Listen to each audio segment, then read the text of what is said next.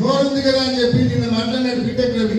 ఎంత మాట్లాడితే వాడు వీడు అనే లెవెల్లో మాట్లాడినాడు. నువ్వెంత, నీ బతుకెంత, ఈ ఊరు కన్న వేసి ముగ్గురు దొంగతనం చేసి బతికేవాడి నువ్వు, ఇసుక దొంగతనం చేసి బతికేవాడి నువ్వు జగన్మోహన్ రెడ్డి గారి గురించి నోటికి వచ్చేట్టు మాట్లాడేవాడుగా. నోరు జాగ్రత్తగా పెట్టుకో, మర్యాదగా మాట్లాడు. నీ బతుకు గురించి మాట్లాడడం మొదలు పెడితే మేము అధికారంలో ఉన్నప్పుడు నువ్వు ఎమ్మెల్సీగా ఉన్నావు. అప్పటికే నువ్వు ఎమ్మెల్సీగా ఉండి ఢిల్లీకి వచ్చినావు, విజయసాయి రెడ్డి గారి ఇంటికి వచ్చినావు. ఏమైనా ఎందుకు వచ్చినావు నువ్వు చెప్పాలి అందరికీ. ఆయన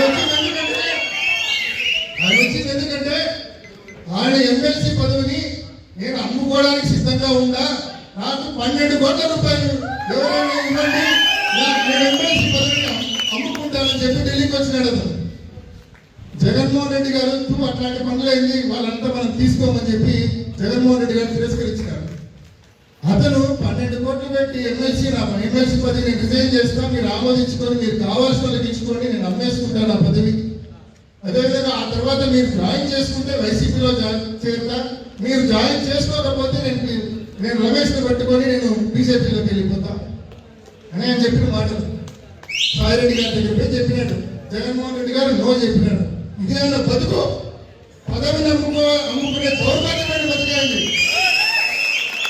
ఈ రోజు నువ్వు అతను వచ్చి మళ్ళీ పెద్ద మాటలు మాట్లాడతానన్నాడు. నీచమైన బతుకునేది. నువ్వు కన్నా మళ్ళా నీ పార్టీ నమ్మి నీకు ఏదైనా కట్టబెట్టా కూడా మళ్ళీ వైసీపీ అధికారంలోకి వచ్చినాక నీ బతికిదే, మళ్ళీ పదవి అమ్ముకుంటా అని చెప్తావు. ఈరోజు ఎమ్మెల్సీలతో సుమారుగా 20 మందితో రాజీనామాలు చేయించారు మన పార్టీకి సంబంధించిన ఎమ్మెల్సీ.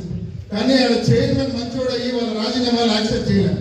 వీళ్ళందరూ కూడా 5 కోట్లు 7 కోట్లు పెట్టి పదవులు కొనుక్కున్నారు. 20 మందితో రాజీనామాలు చేయించినారు. మండలి చైర్మన్ అక్కడ రాజీనామాలు ఆమోదించడం లేదు కాబట్టి వీళ్ళందరికీ పదవులు రావడం. అంటే పదవి అమ్ముకునే పరిస్థితి నుంచి ఈ రోజు కోర్టు పెట్టి పదవి కొనుక్కునే పరిస్థితి వరకు నువ్వు వచ్చినావంటే పులివెందలకు ఏ స్థాయిలో కన్నం వేసినావో నువ్వు ప్రతి ఒక్కరు కూడా అర్థం చేసుకోవాల్సిన అవసరం ఉంది. చక్రాపేట మండలం ఇక్కడ ఉన్నారు, మీకు తెలుసు రోజు ఎన్ని ట్రిప్పులు 100 ట్రిప్పులు కనీసం చక్రాపేట నుంచి బెంగళూరు పోతాను. మీ కల్లారా మీరు 10 రోజులు చూస్తారు. సో ఎవరు చూడలేదని వీళ్ళు అనుకోరు. వేముల మండలంలో ఇక్కడ ఉన్నారు. ఏ లెవెల్లో ముగ్గురు ఈ వేముల మండలాల నుంచి ఏ రకంగా ప్రతిరోజు రాత్రిపూట ఆ టిఫిన్స్ వెరైటీస్ లో నియమితుల మైన్స్ లో రాత్రిపూట దిగి ఏ రకంగా దోపిడీ చేస్తున్నారో వేముల మండలం వాళ్ళంతా కూడా గమనిస్తూ ఉన్నారు. సో ఎవరు చూడలేదని మీరు అనుకోవద్దు. ఆయన మాట్లాడాడు, పెద్ద విశ్లేషకుడైనా ఆయన ఏమంటాడు, మన ప్రభుత్వంలో ఎవరిని బాధ పెట్టడం కాదు భయపెట్టాం కాబట్టి మనకు మళ్ళీ ఓటు వేయరంట. ఆయన నీ నీతి వాక్యాలు శృతి వాక్యాలు బాధ పెట్టడము భయపెట్టడము కాదు, నువ్వు ప్రజల సొమ్మును దోపిడీ చేసి పారేస్తావు.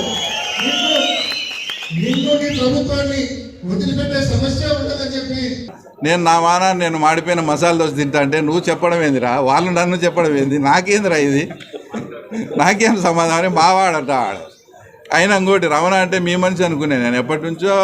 రేడియో నారాయణ గారి కుటుంబం అంటే వైఎస్ కుటుంబం, మీ మంచి అని చెప్పిన మీరు రమణ మీద ఇంత ఇది మళ్ళీ అక్కస పెట్టుకుంటారని కూడా అసలు నేనైతే అనుకోలేదు. ఎందుకంటే ఇంకో ఆయన మాట్లాడతాడు రమణకు రాజకీయం అసలు ఫస్ట్ మండల ప్రెసిడెంట్ వచ్చిన తర్వాత మా రమణ వాళ్ళ మిసెస్ వచ్చి పులివెందుల మనకి అవగాహన లేదు మామూలుగా అది లేదని ఆయన మున్సిపల్ చైర్మన్ మాట్లాడతాడు. నాకు తెలిసి రాజశేఖర రెడ్డి గారు, నేను అప్పుడు చిన్నప్పుడు రమణ మేము చదువుకునేటప్పుడు వాళ్ళ ఆఫీసులోకి వచ్చినప్పుడు రమణ వాళ్ళ ఆయన నారాయణ సార్ అని అంటున్నాడు. సగం రాజకీయం అంతా వాళ్ళ ఆఫీసులోనే జరిగింది. అలాంటి కుటుంబం వాళ్ళది. దానికి రాజకీయానికి వీళ్ళేం సంబంధం, తర్వాత వాళ్ళేం సంబంధం అని మాట్లాడతాడు. ఇంకోటి ఆయన మట్కా గురించి మైనింగ్ గురించి మాట్లాడాడు. ఏదో భాస్కర్ రెడ్డి గారు ఊరు రాకుండా ఉన్నాడు ఆయన అని మేము ఈయనకు భాస్కర్ రెడ్డికి సరిపోనట్టుంది. ఎప్పుడు భాస్కర్ రెడ్డి నన్ను తిట్టేయాలని చూస్తాడు. మైనింగ్లో 12 పైసలు 5 మందికి భాగాలు ఇంకా ఎన్నిసార్లు చెప్పాలనో. వైఎస్ మధు, భాస్కర్ రెడ్డి, భూమయ్య గారిపల్లి బైబురెడ్డి, రాము, మా మిత్రుడు దేవిరెడ్డి శంకరెడ్డి 5 12 60 పైసలు 40 పైసలు మైన్ అన్నారు. 5 ఏళ్ళు యథేచ్ఛగా తోలుకొని మళ్ళీ ఈరోజు మైనింగ్ గురించి మాట్లాడతారు. నేనేదో లిఫ్ట్ చేసినానంట. నాకేదో ఎప్పుడైనా ఇంకోటి ఈరోజు చెప్తానా, బీటెక్ రవి అనే వ్యక్తి ఉద్యోగాల్లో కానీ ట్రాన్స్ఫర్లో కానీ మైనింగ్లో ఇట్లా అక్రమాల్లో కానీ డబ్బు తీసుకుని ఒక్క క్షణం ఏదైనా నిరూపించండి, మేము రాజకీయాలైనా అనుకుంటాం. అది ఎప్పటికీ జరగదు. అసలు వాటి వైపు మేము తర్వాత వెళ్ళే సమస్య లేదు. తర్వాత ఇవన్నీ ఎందుకు, ఫైనల్గా మనం ఏం మాట్లాడినామో దానికి వాళ్ళు మాట్లాడాలి.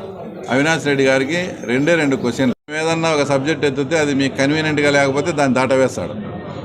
ఇంత మీరు ముఖ్యమంత్రిగా ఉండి ఆ ప్రాంత ప్రజలు ఇట్లా ఎర్రబల్ల చెరువుకు గ్రావిటీలో వస్తాయని చేస్తే మీరు ఆ చిన్న పని మీరు ఎందుకు చేయలేకపోయినారు?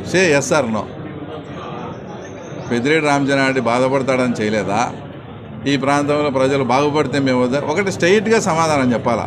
రెండు, నువ్వు నిజంగా చిన్నకొండాడి మనవని అయితే మా ఆయన వైఎస్ మధు, దేవిరెడ్డి శంకర్ రెడ్డి వాళ్ళు చాలా బీదవాళ్ళు, వాళ్ళకు ఏదో జీవనం గడుపుకునేదానికి ఇబ్బంది కాబట్టి ప్రభుత్వ భూములు కొన్ని ఆక్రమించుకొని వ్యవసాయం చేసుకుంటున్నారు అని నువ్వు ఒప్పుకో. Yes or no. స్ట్రైట్. వాళ్ళ భూములు అసలు రెవెన్యూ చట్టం ప్రకారము 2 ఎకరాలు కూడా ఒక కుటుంబానికి ఇవ్వకూడదే. అట్లాంటిది ఒక మనిషికి 5 ఎకరాలు చొప్పున ఆడ 200, ఈయన 53 ఎకరాలు ఇది కబ్జా చేసి వాళ్ళ పేర్లతో ఎక్కించింది. నువ్వేం మళ్ళీ ఏమన్నంటే మేము మమ్మల్ని అదన్నాడు ఇదన్నాడు అంటావు. నువ్వు ఒక ఎంపీగా ఉండవు, వాళ్ళు ఎట్లా ఎక్కించుకుంటారు? అది ఎస్ ఆర్ నో చెప్పు. నువ్వు వాళ్ళ భూములు వాళ్ళ పేర్లతో ఎక్కించుకుంటా అంటే అది పద్ధతేనా, మంచి పద్ధతే కాదా? ఈ 2 వాటికి నువ్వు సమాధానం చెప్పు చాలు.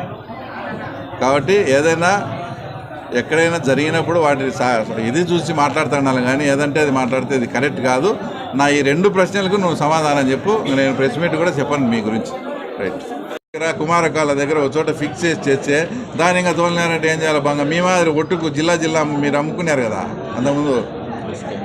కడప జిల్లా 12 కోట్లు, చిత్తూరు 14 కోట్లు, డేలంపాట పెట్టి అమ్మి ప్రతిరోజు 200 కోట్లు పోతాను జగన్ రెడ్డికి. అట్లా చేయలేదని ఏమన్నా బాధ? గవర్నమెంట్ నిర్ధారించినారు ఒక చోట ఇక్కడ ఇసుక నిల్వలు ఎక్కువ ఉన్నాయి, ఇక్కడ ఇసుక తీసినా కూడా ఎన్విరాన్మెంటల్ ప్రాబ్లం లేదు, ఎన్విరాన్మెంటల్ క్లియరెన్స్ ఉంది. ఆడ ప్రభుత్వం నిబంధనల మేరకు చేస్తున్నారు. నిబంధనలు అతిక్రమించే అతను ఫైట్ చేయమను, దానికి మేము రెడీగా ఉంటాం. అంతేగాని ఊరికే ఇసుకే తోలుతారంటే ఎందుకు తోలిస్తారు? అట్లయితే మేము పానపల్లిలో తోలము.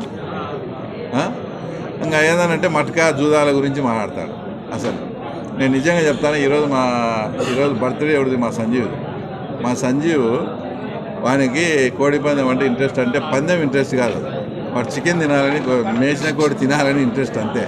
దానికోసం ఓ రోజు పెట్టుకుంటే కూడా డిఎస్పీ వాళ్ళు అడిగితే వానికి ఎంతో ఇష్టమైంది, అది కూడా నేను మానిపించాను. ఈ మధ్య ఎప్పుడన్నా అట్లా క్యారెక్టర్ మాది. జూదం కాడ కానీ ఆ తర్వాత ఇంకో చోట కానీ. మట్కా గురించి మీరు మాట్లాడితే మట్కా అసలు 2వ తాడిపత్రి అయిందని గత 5 ఏళ్ళు అందరికీ తెలుసు. 20-25 లక్షలు కలెక్షన్ అవుతుంది అనేది. 5 ఏళ్ళు ఆ డేనేన్ అనే పిల్లలతో ఫ్లెక్సీలు కట్టించింది వాస్తవమా కదా?